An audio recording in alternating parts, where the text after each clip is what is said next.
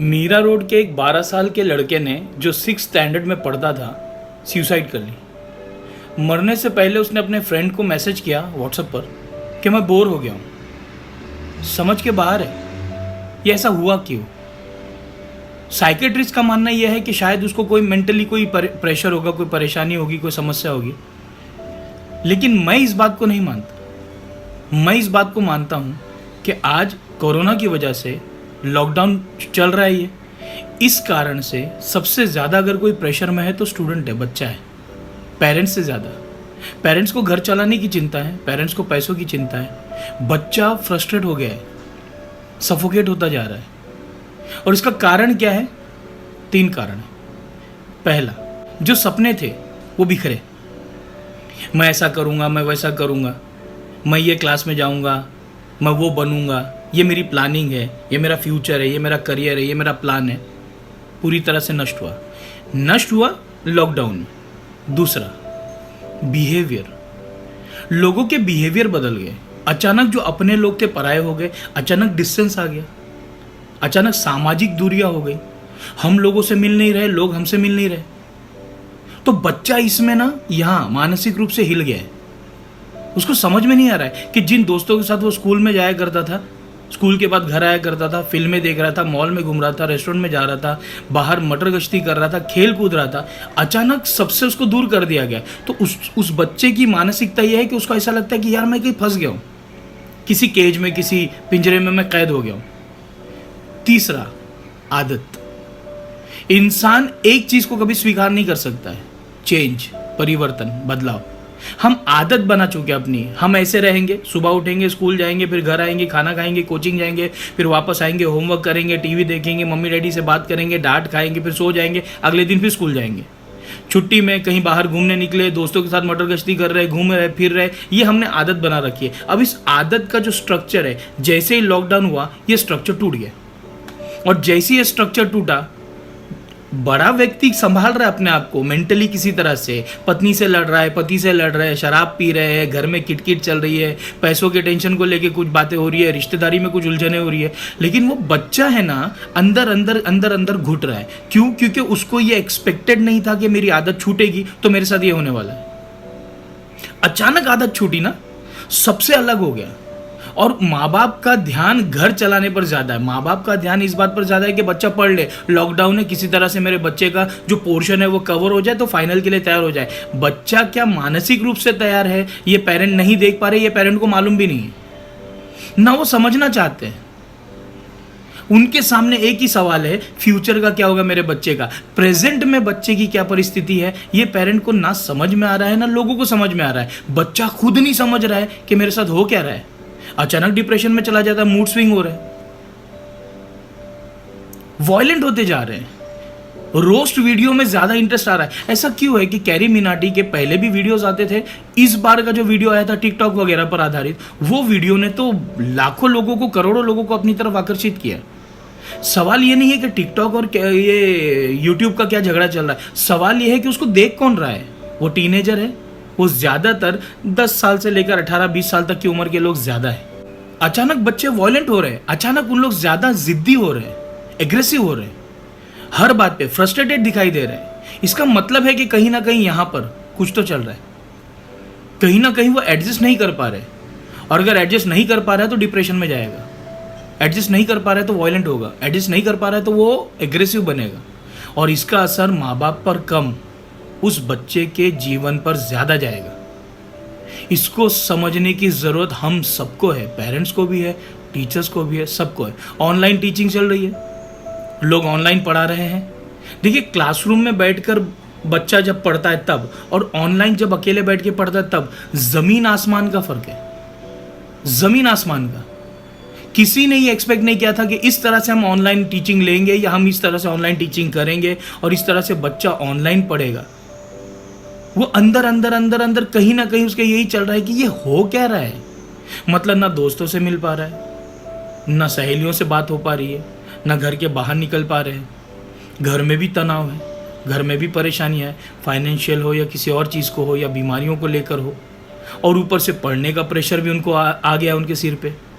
तो हर चीज़ को हैंडल कर पाने के लिए एक उम्र होती है, एक मैच्योरिटी होती है, एक परिपक्वता होती है। बच्चे में वो नहीं है और इस कारण से वो अंदर अंदर घुट रहा है। मैं बार बार ये कह रहा हूँ, वो अंदर अंदर घुट रहे हैं, उनको समझ में नहीं आ रहा है कि क्या हो रहा है, क्योंकि सपने टूटे हैं। जो सपने थे उनके, जो करने वाले थे, जो करना चाहते थे, बिहेवियर पूरा चेंज हुआ है, स्वयं का भी और उन लोगों का भी जिनसे वो कनेक्टेड है। और सबसे बड़ी बात, ये जो आदत है हमारी, ये जो फितरत है हमारी, जो हम एक स्ट्रक्चर में ढल जाते हैं, एक स्ट्रक्चर में बैठ जाते हैं, वो आदत पूरी तरह से बिखर गई है। तो अब करे क्या? सवाल ये है, कैसे संभाले बच्चों को, कैसे संभाले घर को, कैसे संभाले? क्योंकि पेरेंट्स भी तो परेशान है ना, वो भी तो कुछ आराम की ज़िंदगी जी नहीं रहे। उनके सामने भी फ्यूचर को लेके कई समस्या है, नौकरी रहेगी कि जाएगी, बिजनेस का क्या होगा, पैसा कहाँ से आएगा, घर कैसे चलेगा। तो करे क्या? तो मेरी एक रिक्वेस्ट है, बच्चों को साथ में बिठाइए, बात करिए। आप ऑर्डर दे रहे हैं, ऑर्डर मत दीजिए, बात करिए। क्या मामला है, क्या चल रहा है, पढ़ाई में क्या चाहिए, कैसे चल रहा है, कितना सोचते हो, क्या सोचते हो। सबसे पहली बात यह, पेरेंट्स को चाहिए अपने बच्चों को साथ में बिठाएं। दूसरी बात, न्यूज़ चैनल बच्चों के सामने शुरू ना करें, या अगर आप न्यूज़ देखना चाहते हैं, बच्चों को किसी और कमरे में भेज दें। न्यूज़ पे सिर्फ वो डिप्रेसिंग खबरें ही आ रही है। मजदूर चल रहे हैं, रास्तों में मौत हो रही है, माँ की लाश पड़ी है, बच्चा चादर खींच रहा है, एक्सीडेंट हो रहे हैं रास्तों पर, हाईवेज पर ये हालात है, पॉलिटिशियंस आपस में लड़ रहे हैं, हिंसा हो रही है, इलाज नहीं खोजा जा रहा है, गरीबी भुखमरी में है पूरा के पूरा संसार। मत बच्चों के सामने मत करिए। आपको न्यूज़ देखना, अकेले बैठ के देखिए, बच्चों को हटा दीजिए। बच्चा हैंडल नहीं कर पाएगा, वो सोच भी नहीं पाएगा कि हाँ ठीक है कोई बात नहीं, ऐसा होता है, नॉर्मल लाइफ है। वो चाइना और इंडिया का वॉर भी हो सकता है, पाकिस्तान से आतंकवादी भी आ सकते हैं, नॉर्मल है, ठीक है। इस वक्त वो नहीं सोच पाएगा, इस समय वो किसी और ही प्रेशर में है। तीसरी बात, उनको कुछ अच्छी बातें बताइए, जो आपके बचपन के स्ट्रगल की बातें हैं, जो आपके घर परिवार की बातें हैं, घर परिवार की बुजुर्गों की बातें बताइए। और अगर घर में बुजुर्ग है तो उनके साथ बैठने के लिए उनको कहिए। इतना ध्यान मत रखिए कि बच्चा क्या कर रहा है, व्हाट्सएप पे किसे मैसेज कर रहा है या ऑनलाइन वो क्या कर रहा है, इतना भी प्रेशराइज मत करिए, वो वैसे ही फ्रस्ट्रेटेड है। हाँ, लेकिन ये देखिएगा कि वो किसी भी तरीके से ऑनलाइन नेगेटिव किसी भी तरह की रोस्ट वीडियो या गाली गलोच वाले वीडियो ना देखे। उससे सिर्फ एग्रेशन बढ़ेगा, उससे सिर्फ नेगेटिविटी बढ़ेगी, उससे सिर्फ उसके मन में प्रॉब्लम बढ़ेगी। रोस्ट वीडियो से और कुछ नहीं होता है, बच्चा उसी जोन में घूमता रहता है, उसका मन गाली गलोच वाली चीज़ें, दूसरों को नीचा दिखाने वाली चीज़ें, दूसरों का अपमान करने वाली चीज़ें नेगेटिव है। और आज आप देख लीजिएगा, यूट्यूब हो या कोई भी दूसरा प्लेटफॉर्म हो, कमेंट पढ़िएगा नीचे, हर चीज़ 99% नेगेटिव है। बच्चा उसी जोन में चलेगा, उसका इंटरेस्ट उसी जोन में बढ़ेगा। जैसे आपने देखा है यूट्यूब पे, अगर आप कोई वीडियो बार बार देखते हैं किसी तरह के, तो आप देख लीजिएगा, जैसे आप यूट्यूब ऑन करते हैं, आपके वॉल पर सिर्फ उसी प्रकार के वीडियो दिखाई देते हैं। उसी तरह बच्चा बार बार जो चीज़ देखता रहेगा, उसके मन के वॉल पर वही वही वही वही चीज़ें आती रहेगी, दिखाई देती रहेगी। बच्चों को चाहिए कि वो पॉजिटिव रहने की कोशिश करें, नेगेटिव लोगों से दूर रहें। बुरी हालत, बुरी बातें, बुरे विचार, उनसे दूर रहिए। दोस्तों से शेयर करिए, मम्मी डैडी से बांटिए, अपने घर परिवार वालों के साथ रहिए। अपने से जो बड़े हैं उनसे बात करिए, कुछ भी मन में गड़बड़ है बात करिए। सुसाइड बहुत बड़ा कदम है, जिंदगी ख़त्म करता है, और सिर्फ उसकी ख़त्म नहीं करता जिंदगी, जो मर रहा है उनकी भी, जो उसके घर परिवार में पीछे रह गए हैं। इसकी ज़रूरत नहीं है, ये एक फेस है, ये एक लाइफ का एक हिस्सा है। ये लाइफ नहीं है, ये पार्ट ऑफ लाइफ है, ये जिंदगी का एक भाग है, ये हम सबके जीवन का एक हिस्सा है। किसी ने नहीं सोचा था कि हम इस तरह से फंसने वाले हैं, किसी ने नहीं सोचा था। हम सब इस चक्र में फंस चुके हैं। ठीक है, बाहर निकल सकते हैं, कोशिशें कर सकते हैं, उम्मीदें हो सकती है। ख्वाबों को मिटने मत दो, अपने मन में उसे पालते रहो, ख़त्म मत करो। ज़िंदगी ख़त्म नहीं हुई है। स्कूल भी जाओगे, कॉलेज भी जाओगे, डिग्री भी लोगे, करियर भी बनाओगे, पैसा भी कमाओगे, उन दोस्तों से, सहेलियों से भी मिलोगे जिनसे आपके रिश्ते हैं, जिनसे आपके संबंध है, जिनसे आपका लगाव है, अपनापन है, प्रेम है। निराशा क्यों? ये एक हिस्सा है, गुजर जाएगा। जब अच्छा समय नहीं रहा तो बुरा समय भी नहीं रहेगा, तो घबराना कैसा? शांत रहिए, कुछ क्रिएटिव करिए, कुछ नया करिए, वीडियोस बना लीजिए, ड्राइंग बना लीजिए, पेंटिंग करिए, कुछ अच्छा करिए जिससे आपका मन लगा रहे, जिससे आप बहलते रहे, जिससे आपके मन में ये नहीं आए कि अरे यार पक रहे हैं, बोर हो रहे हैं, अकेले क्या करें। जितना खाली बैठोगे, कहते हैं ना उर्दू में कहावत है, खाली दिमाग शैतान का घर होता है, उतना नेगेटिव विचार आता रहेगा, उतने नेगेटिव थॉट्स आते रहेंगे। मेहरबानी करके किसी भी प्रकार से अपने आप को तुच्छ, छोटा या बिल्कुल समाप्त मानना बंद करिए। ऐसा नहीं है, ये एक हिस्सा है जीवन का, गुजर जाएगा। जहां देख लीजिएगा ना, फरवरी मार्च के बाद से ये सिलसिले शुरू हुए हैं, ये मई खत्म हो रहा है, जून आ रहा है, ठीक है, गया ना वो हिस्सा, पार हुआ ना, बहुत दुख उठाए, बहुत फाइनेंशियल प्रॉब्लम्स देखे, बहुत समस्याएं झेली, हो गया ना, ये 1-2 महीने की बात है, समाप्त हो जाएगा, फिक्र ना करें, दवाइयाँ भी बन जाएगी, इलाज भी हो जाएंगे। परमात्मा, भगवान, अल्लाह कभी किसी का साथ नहीं छोड़ते, तो आपका भी साथ नहीं छोड़ेंगे। बस आप मजबूत रहिए। आप अगर कहीं कमज़ोर पड़ गए तो आपके पेरेंट्स की कमज़ोरी आप इमेजिन भी नहीं कर सकते।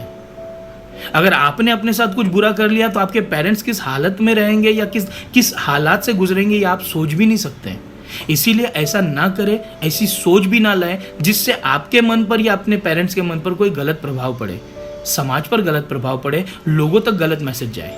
मैं हर दिन कोई ना कोई वीडियो बना रहा हूँ, क्रिएटिव वीडियो, बहुत इंटरनेट का फ्लक्चुएशन है, फिर भी किसी तरह से अपलोड कर लेता हूँ इंटरनेट पे, इंस्टाग्राम पे, फेसबुक पे ना, व्हाट्सएप पे दोस्तों को लिंक भेज देता हूँ, यूट्यूब पे डाल देता हूँ। कुछ एजुकेशनल भी मैं कर रहा हूँ, कुछ वीडियोस, लेसन्स वगैरह, पोइट्री वगैरह के बारे में बना रहा हूँ, SSC के, ICSE के, अब HSC का भी शुरू कर रहा हूँ। बिजी रखता हूँ अपने आप को ताकि ये मेरे मन पर भी असर ना करे।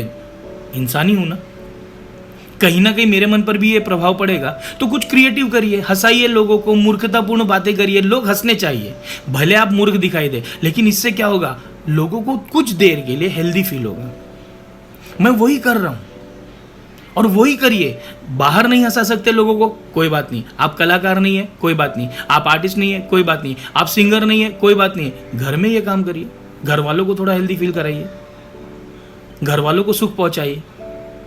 मैं गाने भी बना रहा हूँ, मैं वीडियो भी बना रहा हूँ, मैं एजुकेशनल कंटेंट भी क्रिएट कर रहा हूँ, तैयार कर रहा हूँ, बिजी रखता हूँ अपने आप को। 7-8 घंटे कंप्यूटर के सामने बैठता हूँ, काम करता हूँ। दोपहर में खाने के बाद 1-8 घंटा वीडियो बना लेता हूँ ताकि मेरे स्टूडेंट उसको देखे, अगले दिन हंसे, मुस्कुराए और मुझसे कनेक्ट रहे। ज़रूरी है क्योंकि इस वक्त हम सामाजिक रूप से सबसे डिसकनेक्टेड है। तो खुश रहिए, खुश रहने की कोशिश करिए।